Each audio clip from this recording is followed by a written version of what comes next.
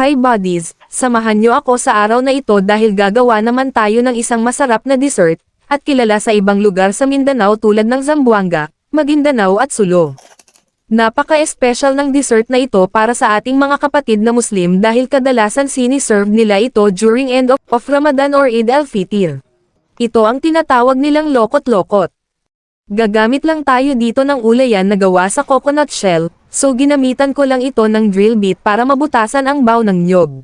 Dito naman sa dulo ng ating ulayan stick meron tayong itinali na lubad para hindi mahirap kapag gumawa na tayo. At the same time, gagamit din tayo ng stick para continuous ang paglabas ng ating lokot-lokot mixture. To start with, gagamit tayo dito ng 3 cups na rice flour and 3/4 cup sugar. Kung gusto nyo na medyo matamis ang lasa ng inyong lokot-lokot, pwede kayo magdagdag ng asukal. Sa paggawa ng lokot-lokot hindi mo kailangan ang maraming ingredients kaya perfect talaga ito pang negosyo dahil sa murang mga sangkap pwede ka nang kumita, kaya watch mo lang ito hanggang dulo. Ngayon, maglagay na tayo ng tubig sa ating rice bowl, at dapat dahan-dahan lang ito ibuhos para matansya natin kaagad ang ating mixture.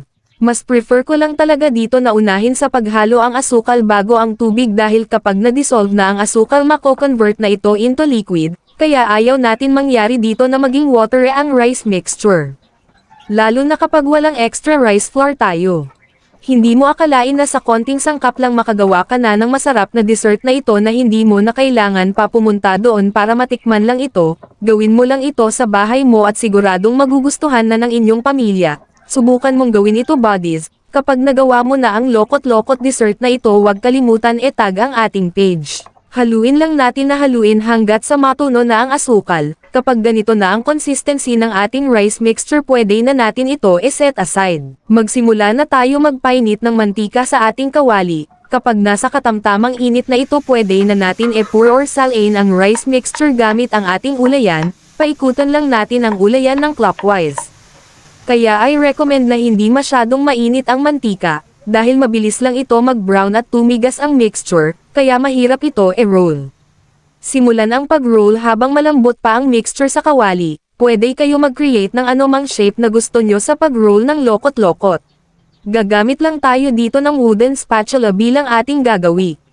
Dahil malambot pa ang mixture ng ating lokot-lokot habang niro-roll natin ito, i-press lang ito ng konti hanggat sa makuha na natin ang perfect shape nito.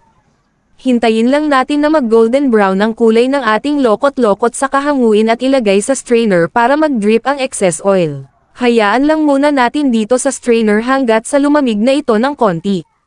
Kapag gusto nyo ito ibenta huwag nyo muna itong balutin na mainit pa. Masarap at ganito ka-crunchy ang lokot-lokot na ito kaya pakinggan nyo ito.